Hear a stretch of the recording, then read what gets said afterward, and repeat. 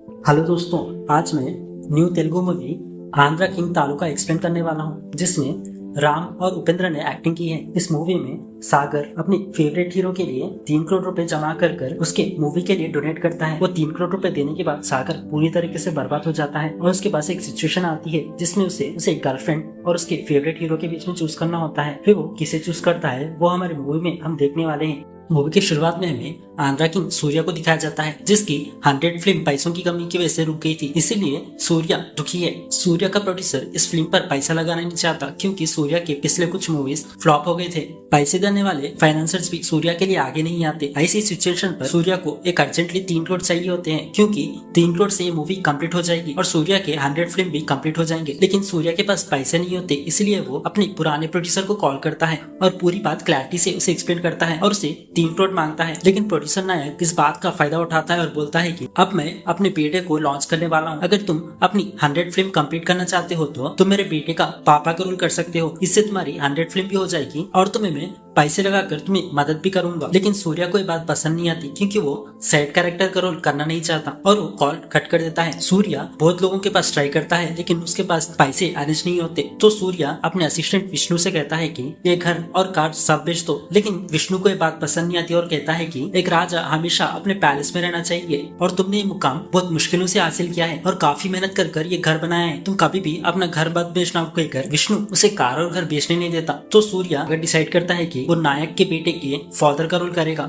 और side character का role करने के लिए तैयार होता है। वो नायक को फोन करने वाला होता है, तभी विष्णु दौड़ते ही आता है और कहता है कि आपके अकाउंट में किसी ने 3 करोड़ रुपए डिपॉजिट कर दिए हैं। सूर्या तुरंत वो अपना कॉल कट करता है और मेरे अकाउंट में 3 करोड़ रुपए किसने डिपॉजिट किए ये सुनकर शॉक हो जाता है। फिर सूर्या विष्णु से कहता है कि ये पैसे किसने डिपॉजिट किए है उसका पता लगाओ।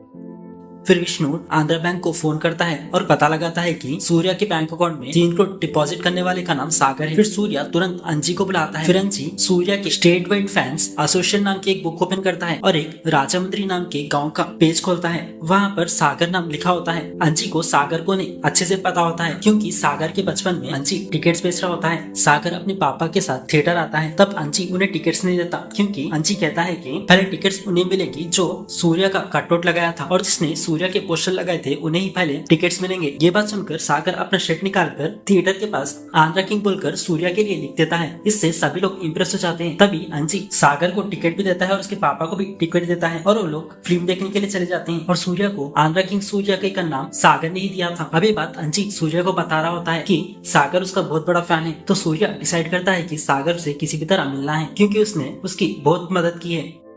सूर्या न्यूज पढ़ता है जिसको जर्नलिस्ट ईश्वर ने लिखा था। न्यूज में यह था कि सूर्या की 100 फिल्म रुक गई है पैसों की कमी की वजह से और वो आर्टिकल नेगेटिव वे में लिखा होता है। सूर्या के फैंस ये न्यूज पढ़कर जर्नलिस्ट ईश्वर पर गुस्सा करते हैं और उसे अटैक करते हैं और उसके हाथ तोड़ देते हैं। ईश्वर पर अटैक करने के बाद सारे जर्नलिस्ट धरने पर उतर आते हैं, कहते हैं कि सूर्या के फैंस की गलती के लिए सूर्या को माफी मांगनी होगी, तभी हम ये धरना रोक देंगे। जब ये बात सूर्या को पता चलती है तो सूर्या अंशी के साथ धरना वाली प्लेस पर पहुंच जाता है और ईश्वर से पूछता है, तुम मेरे फैन हो मुझे पता है, लेकिन तुमने ये मेरे बारे में नेगेटिव आर्टिकल क्यों पब्लिश किया है। सूर्या को ईश्वर के बारे में इसलिए पता होता है क्योंकि ईश्वर और सागर दोनों बचपन से दोस्त थे और सूर्या को ईश्वर के बारे में तब पता चला जब इन लोगों ने उस बुक को खोला था। सूर्या के फैंस एसोसिएशन का प्रेसिडेंट सागर होता है और उसका वाइस प्रेसिडेंट ईश्वर होता है और ईश्वर ने ही अपने फेवरेट सुपरस्टार सूर्या के बारे में नेगेटिव आर्टिकल लिखा था। जब सूर्या उससे पूछता है तुमने मेरा नेगेटिव आर्टिकल क्यों लिखा है, तो सागर बोलता है कि मैंने आपको इंसल्ट करने के लिए आर्टिकल नहीं लिखा था, मैंने बस इसलिए लिखा था ताकि ये बात सागर को पता चले कि आपकी फिल्म रुक गई है। फिर यहाँ पर ईश्वर सूर्या को सारी स्टोरी बताता है। अब स्टोरी फ्लैशबैक में जाती है। सागर गोदावरी के छोटे से गांव में पैदा हुआ था। अब वो गवर्नमेंट पॉलिटेक्निक कॉलेज में फाइनल ईयर की पढ़ाई कर रहा है। सागर की फैमिली बहुत गरीब होने के बावजूद भी सागर सूर्या की हर film first day first show attend करता है। सब एक्टरों की तरह सूर्या के भी कुछ हेटर्स भी है और वो फिल्म देखने के लिए आए थे। तभी सूर्या के फैंस बाहर थिएटर के पास डांस कर रहे होते हैं। ये बात सूर्या के हेटर्स को पसंद नहीं आती और वो सूर्या के कटआउट के रोप को खोल देते हैं, जिससे वो कटआउट लोगों के ऊपर गिरने वाला होता है। तभी हीरो सागर एंट्री करता है और कटआउट को नीचे गिरने से रोक देता है और सबको बचा लेता है। लेकिन टाइम होने के बावजूद भी शो स्टार्ट नहीं होता क्योंकि मूवी की रील अब तक थिएटर नहीं पहुंची थी। इसलिए सागर गुस्से में थिएटर ओनर पुरुषोत्तम के ऑफिस पर पत्थर लेकर मारता है, जिससे थिएटर का ग्लास टूट जाता है और वो पत्थर सीधा जाकर महालक्ष्मी के फोरहेड पर लग जाता है, जिससे महालक्ष्मी को इंजरी हो जाती है। जब सागर महालक्ष्मी को पहली बार देखता है तभी उसे पहली नजर में महालक्ष्मी से प्यार हो जाता है। महालक्ष्मी कोई और नहीं बल्कि पुरुषोत्तम की बेटी है। थिएटर पर पत्थर अटैक करने पर पुरुषोत्तम पुलिस को बुलाता है और पुलिस आकर सागर और उसके फ्रेंड ईश्वर को पुलिस स्टेशन ले जाती है। थोड़ी देर बाद सागर के पापा आकर दोनों को छुड़ा लेते हैं। फिर अगले सीन में सागर कॉलेज जाने के लिए रोज गोदावरी रिवर क्रॉस करनी पड़ती है क्योंकि उसका गांव बहुत छोटा है और वो कॉलेज जाने के लिए समुद्र पार करता है। और वैसे ही सागर रोज कॉलेज जाता है। वहाँ उसी कॉलेज में सूर्या के हेटर्स भी पढ़ते हैं। सूर्या के हेटर्स सागर के पास आकर सूर्या के फर्स्ट डे का कलेक्शन बताते हैं। तुम्हारे हीरो सूर्या की फिल्म फिर फ्लॉप हो गई और वो सागर को प्रवोक कर उसे गुस्सा दिलाते हैं। सागर अपने कॉलेज में ही लड़ने लगता है। फिर कॉलेज का प्रिंसिपल उन दोनों को बुलाता है। प्रिंसिपल सागर और ईश्वर को सस्पेंड कर देता है और कहता है कि तुम लोगों को कैफे और लाइब्रेरी में काम करना होगा जब तक तुम सस्पेंड हो। और वो सूर्या के हेटर्स को सस्पेंड नहीं करता क्योंकि वो बड़े कैश के लोग हैं और सागर और उसका फ्रेंड ईश्वर दोनों छोटे कैश के लोग हैं, इसलिए इन्हें पनिशमेंट मिलती है और सूर्या के हेटर्स को पनिशमेंट नहीं मिलती। अब सागर और ईश्वर कैफे में वर्क कर रहे होते हैं। तब महालक्ष्मी अपने फ्रेंड्स के साथ कैफे आती है। सागर की वजह से महालक्ष्मी को सर पर चोट लगी थी, इसलिए वजह से सागर महालक्ष्मी को सॉरी बोलकर अपने आप को इंट्रोड्यूस करता है। महालक्ष्मी भी उसी कॉलेज में पढ़ती है लेकिन वो सागर की जूनियर है। वहाँ पर सागर को पता चलता है कि महालक्ष्मी पुरुषोत्तम की बेटी है। फिर अगले सीन में सागर सूर्या की फिल्म देखने के लिए थिएटर पहुँचता है लेकिन पुरुषोत्तम ने उसे थिएटर में अलाउ नहीं किया था क्योंकि उसने पिछली बार ग्लास तोड़कर हंगामा किया था। इसलिए उसने अपने आदमियों से कहा था कि सागर और उसके फ्रेंड्स को टिकट मत देना, इसलिए टिकट ऑपरेटर उसे टिकट नहीं देता। तभी उसी वक्त सागर को महालक्ष्मी दिखाई देती है। सागर महालक्ष्मी से कहता है कि मैं सूर्य फैंस एसोसिएशन का प्रेसिडेंट हूँ, अगर मैंने मेरे और मेरे फ्रेंड्स के लिए टिकट नहीं ली तो उन लोग के सामने मेरी बेइज्जती हो जाएगी। ये कहकर सागर महालक्ष्मी को समझाता है और उसे टिकट मांगता है। फिर महालक्ष्मी भी सागर को टिकट दे देती है। शो कंप्लीट होने के बाद सागर महालक्ष्मी के पास जाकर उसे थैंक यू बोलता है। तब महालक्ष्मी कहती है कि मूवी थोड़ी लेट होने पर तुमने पत्थर फेंकना शुरू कर दिया और कॉलेज में तुमने सूर्या के लिए लड़ाई की, तुम्हें सूर्या के लिए इतना पागलपन क्यों है? इसके जवाब में सागर कहता है कि पागलपन नहीं, उनके लिए रिस्पेक्ट है। ये कहकर वो बचपन की कहानी शेयर करता है। अब स्टोरी फ्लैशबैक में जाती है। सागर के बचपन में सागर जहाँ पर बड़ा हुआ था उस गांव में कोई भी पढ़ा लिखा आदमी नहीं था। सब लोग कूली का काम कर कर जी रहे थे। लेकिन सागर के पापा ये चाहते हैं कि उसका बेटा पढ़ लिख कर आगे बढ़े, इसीलिए वो अपने गाँव से शहर जाकर अपने बेटे का एडमिशन कराने चाहते हैं। लेकिन वहाँ पर सागर के पापा स्कूल के प्रिंसिपल से बोलते हैं कि मेरा बेटा बहुत होशियार है और वो पोएम भी अच्छी तरीके से बोलता है। ये सुनकर स्कूल का प्रिंसिपल सागर को स्कूल के अंदर लेके जाता है। वहाँ पर सब बच्चों के सामने पोएम बोलने के लिए बोलता है। सागर को पोएम तो बहुत अच्छी तरीके से आती है लेकिन सब बच्चों के सामने देखकर वो डर जाता है और वो पोएम से ठीक से नहीं बोलता। लेकिन उसके पापा उसे मोटिवेट करते हैं, फिर भी सागर बोल नहीं पाता। इससे प्रिंसिपल सागर के पापा को बहुत सुनाता है और बोलता है कि तुम्हारे गाँव वाले कोई भी पढ़ लिख कर आगे नहीं बढ़ सकता। वहाँ पर स्कूल का प्रिंसिपल सागर के पापा को उनके गाँव को लेकर बहुत इंसल्ट करता है। फिर सागर के पापा उसे घर ले जाकर उसे बहुत डांटते हैं और लकड़ी लेकर मारते भी है। फिर सागर अपने रूम में जाकर रोने लगता है। फिर गलती से सागर का हाथ रेडियो पर लग जाता है जिससे सूर्या का एक मोटिवेशनल सॉन्ग प्ले होता है। उस सूर्या के गाने को सुनकर सागर बहुत मोटिवेट होता है और उस गाने को रोज सुनकर अपने आप में हिम्मत ले आता है और पोएम भी अच्छी तरीके से सीख जाता है। फिर सागर के पापा उसे स्कूल ले जाते हैं। वहाँ पर सागर सबके सामने पोएम कॉन्फिडेंटली बोलता है जिससे सागर को उस स्कूल में पढ़ने का मौका मिलता है। ये देखकर सागर के पापा और गाँव वाले सागर पर बहुत प्राउड फील करने लगते हैं। अभी स्टोरी सागर महालक्ष्मी को बता रहा था और महालक्ष्मी ये सुनकर सागर से इम्प्रेस हो जाती है और उससे प्यार करने लग जाती है। फिर महालक्ष्मी थिएटर से अपने घर चले जाती है। फिर अगले दिन लाइब्रेरी में सागर और उसका दोस्त ईश्वर काम कर रहे होते हैं। तब महालक्ष्मी उसके पास आती है और सागर से बोलती है कि सूर्या के नई फिल्म्स के सॉन्ग्स की कैसेट मिली है। ये गानों की सीडी अब किसी के पास नहीं, सिर्फ मेरे पास है क्योंकि मेरे पापा थिएटर में काम कर रहे हैं, इसलिए मुझे कैसेट फाइलें मिली है। ये बोलकर दोनों गाने सुनने लगते हैं। तभी वहाँ पर धरनी ये देख लेता है और अपने गैंग के साथ सागर के पास आता है और बोलता है कि तू सस्पेंड हुआ है ना, ये काफी नहीं क्या तेरे लिए जो तू लाइब्रेरी में हमारे कैश वाली लड़की के साथ रोमांस कर रहा है? वैसे भी हमारे कैश की लड़की से तेरा क्या काम है? बोलकर वो महालक्ष्मी के हाथ का वॉकमैन छीन लेता है और तोड़ देता है। सागर भी इससे गुस्सा हो जाता है लेकिन वो महालक्ष्मी का नाम खराब होगा इसलिए कुछ नहीं करता। फिर धरनी भी अपनी गैंग के साथ वहाँ से चले जाता है। फिर रात में सागर टूटा हुआ वॉकमैन रिपेयर करने लगता है और कहता है कि इसे ठीक कर वापस महालक्ष्मी को दे दूंगा। सागर वॉकमैन रिपेयर करते हुए ईश्वर से बात कर रहा होता है और कहता है कि उसे महालक्ष्मी बहुत पसंद है। वो सारी अपनी दिल की बात ईश्वर को बता रहा होता है, लेकिन सारी बातें वॉकमैन में रिकॉर्ड हो जाती है। फिर अगले दिन सागर वॉकमैन देने के लिए ईश्वर के साथ महालक्ष्मी के घर जाता है। तभी वहाँ पर महालक्ष्मी का भाई धनुष सागर को देखकर गुस्सा हो जाता है, क्योंकि सागर ने उसके थिएटर पर पत्थर फेंक कर मारा था। तब से धनुष को सागर बिल्कुल पसंद नहीं, और उस सागर लो कैश का भी था, इसीलिए धनुष को उस पर बहुत गुस्सा है और वो सागर का कॉलर पकड़ता है और कहता है कि तू यहाँ पर क्यों आया है। लेकिन सागर शांति से उसका जवाब देता है कि मैं महालक्ष्मी के कॉलेज में पढ़ता हूँ, उसका वॉकमैन टूट गया था इसलिए मैंने रिपेयर कर लाया है। फिर वो वॉकमैन देने के लिए अंदर जाता है और महालक्ष्मी के पापा से कहता है कि कल हमारे गांव में 3 दिन तक जात्रा है, ऐसा सेलिब्रेशन साल में एक ही बार होता है, आप लोग जरूर आना कहकर सागर महालक्ष्मी और उसके पापा को इनवाइट करता है और वॉकमैन देकर वहाँ से चले जाने लगता है। फिर सागर धनुष के शोल्डर पर हाथ रखता है, कहता है कि हम दोनों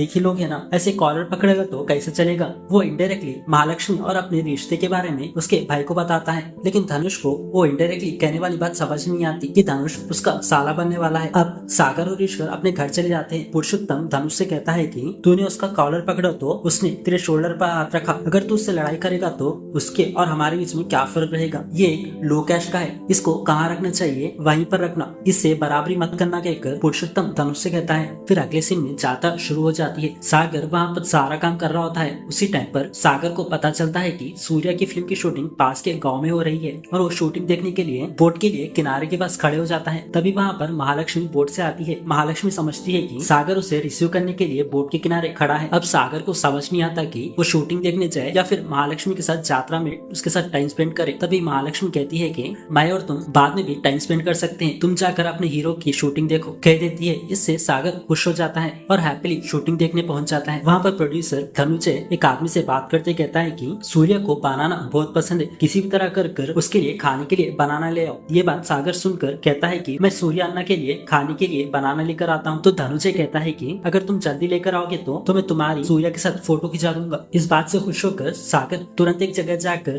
केले खरीद लेता है। बनाना खरीदने के बाद वो शूटिंग स्पॉट पर जाने के लिए तैयार होता है। तभी एक ब्रिज के पास धरनी अपनी गैंग के साथ सागर से फाइट करने लगता है। सागर धरनी के गैंग को सबको मारने लगता है और किसी तरह से उस बनाना को बचा लेता है। फिर सागर बनाना को सूर्या के शूटिंग स्पॉट पर ले जाता है, लेकिन तब तक बहुत देर हो चुकी थी क्योंकि सूर्या शूटिंग कंप्लीट कर वहाँ से कब का निकल चुका था। अब धनुजय सागर से कहता है कि अगर तुम थोड़ा जल्दी आए होते तो मैं तुम्हारी और सूर्या की फोटो खिंचा देता। तो सागर कहता है कि कोई बात नहीं सर, बस तुम ये केले अन्ना तक पहुँचा देना, यही मेरे लिए काफी है। इस बात से प्रोड्यूसर धनुजय सागर से काफी इम्प्रेस हो जाता है। फिर सागर यात्रा पर पहुँचता है। तब उसका फ्रेंड बोलता है कि तुम्हारे लिए महालक्ष्मी कब से तुम्हारा इंतजार कर रही है। फिर सागर महालक्ष्मी के पास जाता है। वहाँ पर महालक्ष्मी कहती है कि तुमने कहा था ना जैंटविल से तुम्हारा गांव बहुत सुंदर दिखता है ना, क्या तुम मुझे अपना गांव दिखाओगे क्या। फिर महालक्ष्मी और सागर दोनों जैंटविल पर चढ़ते हैं। वहाँ महालक्ष्मी सागर से कहती है कि सच में तुम्हारा गांव बहुत सुंदर दिखता है, इस मोमेंट को और स्पेशल बनाते हैं क्या। ये बोलकर वो वॉकमैन में सारे सॉन्ग्स प्ले करने लगती है। तब एक रिकॉर्डिंग प्ले होती है जिसमें सागर ने ईश्वर से महालक्ष्मी के बारे में बात की थी। उस रिकॉर्डिंग में सागर कहता है कि वो महालक्ष्मी से बहुत प्यार करता है। ये बात महालक्ष्मी सुनती है क्योंकि वो सारी बात वॉकमैन में रिकॉर्ड हो चुकी थी। इससे महालक्ष्मी को समझ आता है कि सागर उससे बहुत प्यार करता है। सागर भी अपनी रिकॉर्डिंग वाली बातें सुनकर शॉक हो जाता है। फिर महालक्ष्मी सागर से कहती है कि वो भी उससे प्यार करती है। फिर सागर बहुत खुश होता है। उसके बाद दोनों एक दूसरे से प्यार करते हुए बहुत क्लोज हो जाते हैं। फिर अगले सीन में कॉलेज के फेयरवेल फंक्शन कंप्लीट हो जाता है।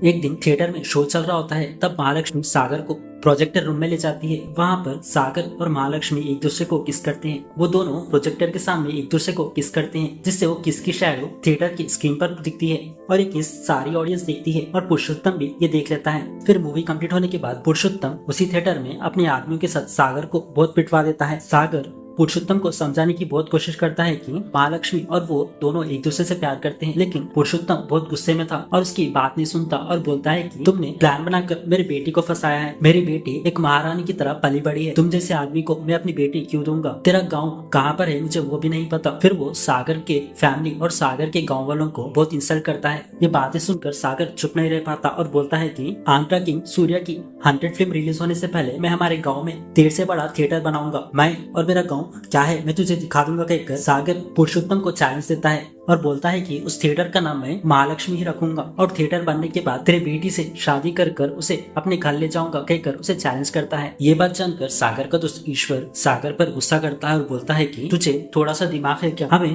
पढ़कर जॉब करनी चाहिए और तुझे ये चैलेंज करने की क्या जरूरत थी, हमारे पास खाने के लिए पैसा भी नहीं है, ऐसी हालत में तू थिएटर कैसा बनाएगा और कितने दिन तू ये आंध्रा किंग और मूवीज के पीछे भागता रहेगा, तेरे साथ रहने से मेरी जिंदगी बर्बाद हो जाएगी कहकर ईश्वर सागर से दूर हो जाता है और जर्नलिस्ट बन जाता है। जर्नलिस्ट बनकर वो सागर को आंध्रा किंग के न्यूज लिखकर सागर के गांव तक पहुंचाता है। अब ये सारी स्टोरी ईश्वर सूर्य को बता रहा होता है। अब स्टोरी प्रेजेंट में आती है। ईश्वर सूर्य से बोलता है कि उसके पास टिकट खरीदने के लिए पैसे नहीं होते और वो आपको 3 करोड़ रुपए कैसा भेज सकता है। सूर्य कहता है कि मुझे सागर से किसी भी तरह मिलना है। वो सागर के गाँव पर ईश्वर के साथ पहुंच जाता है। वहाँ पर ईश्वर सूर्य को बचपन वाली थिएटर की स्टोरी बताता है। कहता है कि इसी थिएटर में हम बचपन में आया करते थे और आंध्रा किंग सूर्य की मूवीज देखा करते थे। ईश्वर की बातें सुनकर सूर्य को काफी खुशी मिलती है। वहाँ वो एक बैनर देखते हैं, वहाँ पर महालक्ष्मी की शादी का बैनर है। तो ईश्वर सोचता है कि महालक्ष्मी और सागर एक दूसरे से प्यार करते थे, अब महालक्ष्मी दूसरे से शादी क्यों कर रही है कहकर दोनों महालक्ष्मी के घर पहुंच जाते हैं और वो दोनों सीधा दुल्हन के रूम में जाकर महालक्ष्मी से मिलकर बात करते हैं। तब महालक्ष्मी कहती है कि मैं शादी मेरे मर्जी से कर रही हूँ और वो सूर्य को बोलती है कि आपको ईश्वर ने बताया होगा कि सागर मुझसे प्यार करता है, बस वही बात उसने आपसे बताई होगी, लेकिन सागर ने मुझे धोखा दिया, वो बात आपको इसने नहीं बताई होगी कहकर अब स्टोरी फिर फ्लैशबैक में जाती है। अब सागर थिएटर बनाने के लिए कितना खर्चा होगा ये बात जानने के लिए सागर, छंटे और महालक्ष्मी बुर्खा पहनकर आते हैं ताकि किसी को पता न चले। तीनों होटल में मिलकर और पूरा एनालाइज करने के बाद उन्हें एक टोटल निकल आता है, वो लगभग 2 करोड़ 70 लाख का होता है। ये जानकर सागर बहुत शॉक हो जाता है। तब महालक्ष्मी सागर को बैंक लोन के बारे में बताती है। फिर सागर सभी बैंक लोन वालों के पास जाता है, लेकिन कोई भी सागर को बैंक लोन देने के लिए तैयार नहीं होता क्योंकि सागर के पास शूटिंग के लिए कोई भी पेपर्स नहीं होते, इसलिए बैंक भी उसको पैसा नहीं देते। अब सागर को समझ नहीं आता कि क्या करे, तो महालक्ष्मी अपने पास रखे सारे गहने सागर के पास ले आती है और कहती है कि ये गहने ले लो और तुम्हें जितनी मदद हो सकती है मैं तुम्हारी मदद करूंगी। लेकिन सागर वो गहने लेने से मना करता है। फिर अगले सीन में सागर को एक अच्छा आइडिया आता है। वो 50,000 रुपए चिट्ठी के पैसों से सागर महालक्ष्मी नाम का मूवी टाकीज शुरू करता है। सागर ने जैसा सोचा था वैसे ही वो महालक्ष्मी नाम का टाकीज शुरू करता है। पहले दिन से लोग उसके टाकीज में मूवी देखने के लिए आते हैं, इससे सागर अच्छा खासा पैसा कमाने लगता है।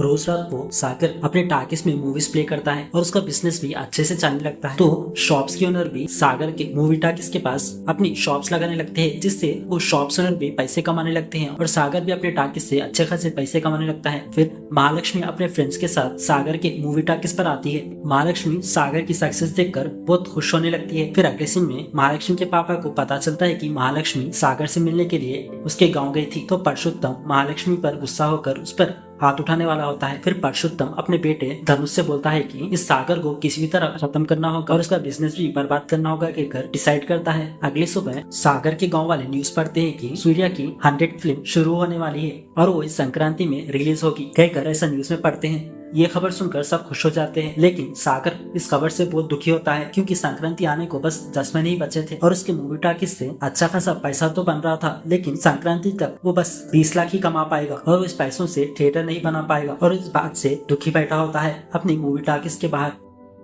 तभी धनुष अपने लोगों के साथ आता है, आकर मूवी टॉकीज को पूरा डिस्ट्रॉय कर देता है और उसे आग लगा देता है। धनुष सागर को मारते हुए कहता है कि मेरे बहन से शादी कर कर इसे इस गांव में लाएगा क्या, यहाँ पर रेत के अलावा क्या है कहकर उसे पूछता है। इससे सागर के दिमाग में रेत के रिलेटेड एक आइडिया आता है। अब सागर गुस्से में धनुष के सारे आदमियों को बहुत बुरी तरीके से मारता है, लेकिन वो धनुष को कुछ नहीं करता क्योंकि वो महालक्ष्मी का भाई है। फिर अगले सीन में सागर सैंड डीलर के पास जाता है और उसे एक डील देता है। कहता है कि एक सैंड के ट्रैक्टर की वैल्यू 2500 है, लेकिन मैं तुम्हें 2000 में एक ट्रैक्टर की सैंड बेच दूंगा। सागर की डील की बात सुनकर सैंड खरीदने वाला भी मान जाता है। अब वो सैंड को समुद्र से निकालने के लिए सागर अपने गांव वालों को इकट्ठा करता है और बोलता है कि तुम लोगों को दूसरे गांव में जाकर कमाने की जरूरत नहीं है, अगर तुम मेरे साथ काम करोगे तो हम सबका फायदा है। हम लोग 10 से 15 ट्रैक्टर रेत निकाल सकते हैं और इससे हमारी जिंदगी बदल जाएगी। लेकिन उसके गाँव वाले उससे अग्री नहीं करते, कहते हैं कि हमें अच्छे से पता है कि जमीन से सैंड उठाना और पानी में से सैंड उठाना बहुत फर्क होता है और उसमें काफी ज्यादा मेहनत भी लगती है, और हमें ये भी पता है कि तू एक शहर वाली लड़की से प्यार करता है और उसी के लिए ये सब कर रहा है ताकि तू मूवी थिएटर बना सके। और वो लोग सागर के साथ काम करने के लिए अग्री नहीं करते।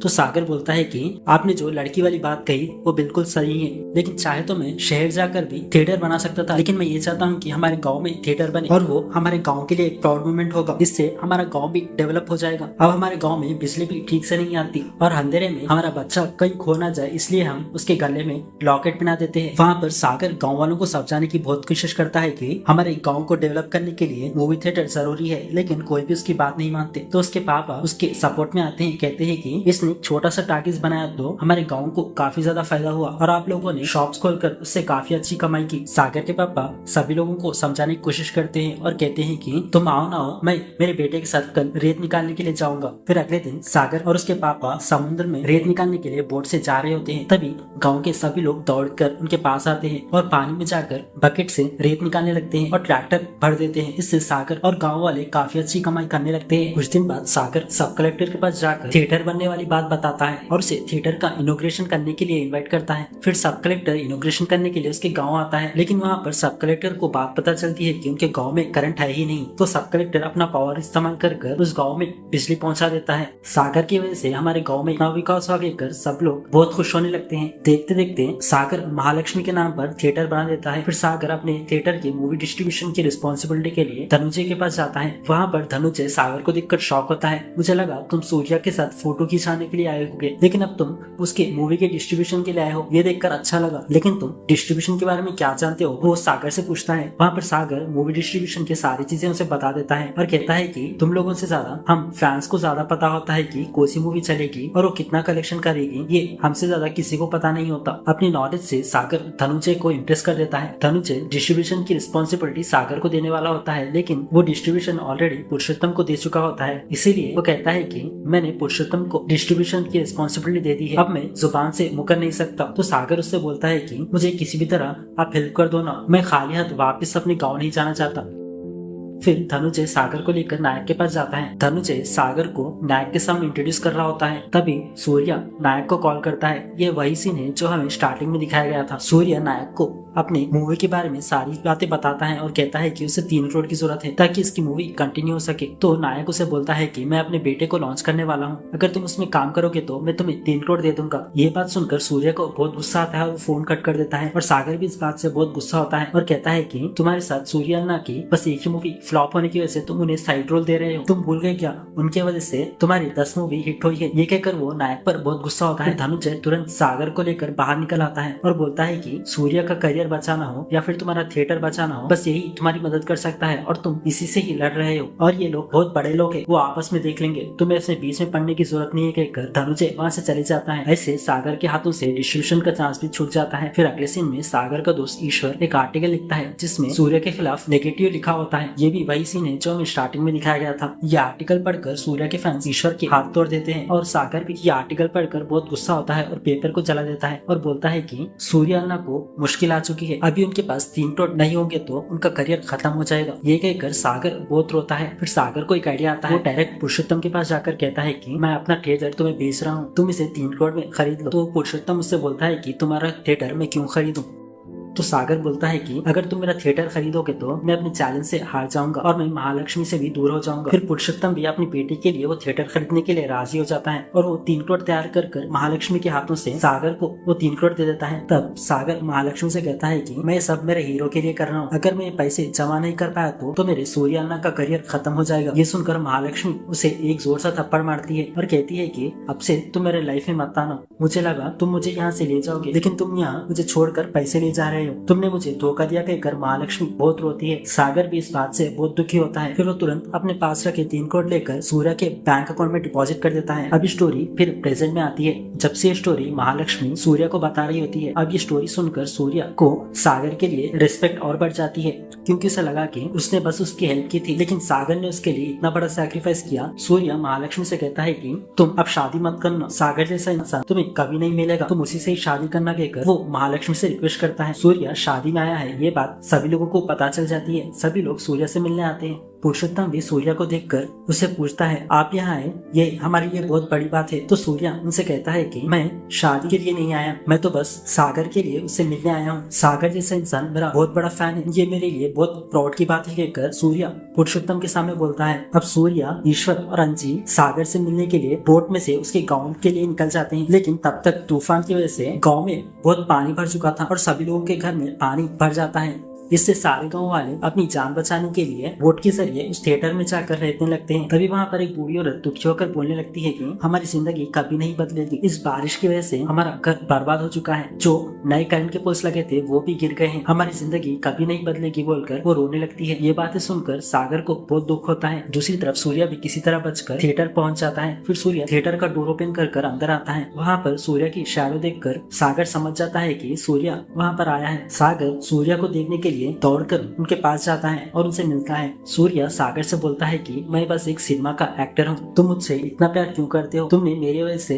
सब कुछ खो दिया और जिस लड़की से तुम प्यार करते हो उसे भी तुमने मेरे लिए छोड़ दिया। तब सागर कहता है कि बचपन में जब मैं हार कर टूट गया था तब आपके गाने की वजह से मुझे हिम्मत मिली थी और मैं जहाँ भी जाता हूँ लोग मुझे आपके नाम से पहचानते हैं। मुझे आपकी वजह से हिम्मत मिली है कि मैं जिंदगी में हर चीज हासिल कर सकता हूँ और आपकी फिल्मों की वजह से सभी नौजवान लड़कों को मोटिवेशन मिलता है। और सागर कहता है कि मुझ में इतनी हिम्मत है कि मैं फिर से शुरू कर जिंदगी में आगे बढ़कर सब कुछ ठीक कर लूंगा। वो करेज और बिलीफ मुझे आपसे मिला है कहता है। तो सूर्या ये बात सुनकर कहता है कि मैं तुझे ढूंढने के लिए आया था, लेकिन मैंने तेरे वजह से आज खुद को जान लिया है। तुमने ही मुझे आंध्रा किंग का नाम दिया था ना, लेकिन असली आंध्रा किंग तू ही है। फिर वहाँ पर सूर्या और सागर दोनों एक दूसरे को हक करते हैं। फिर आखिर में महालक्ष्मी भी अपनी शादी कैंसिल कर सागर के पास आती है। फिर ईश्वर एक न्यूज आर्टिकल लिखता है, उसमें लिखता है कि सूर्या फिर से चमक उठा है। उस न्यूज आर्टिकल में ईश्वर सूर्या और सागर के बीच हुई सारी कहानी लिखता है। फिर सूर्या हैदराबाद जाकर अपना घर और कार बेचकर अपनी 100 फिल्म कंप्लीट करता है और सागर ने जैसे चैलेंज किया था वैसे सूर्या अपनी 100 फिल्म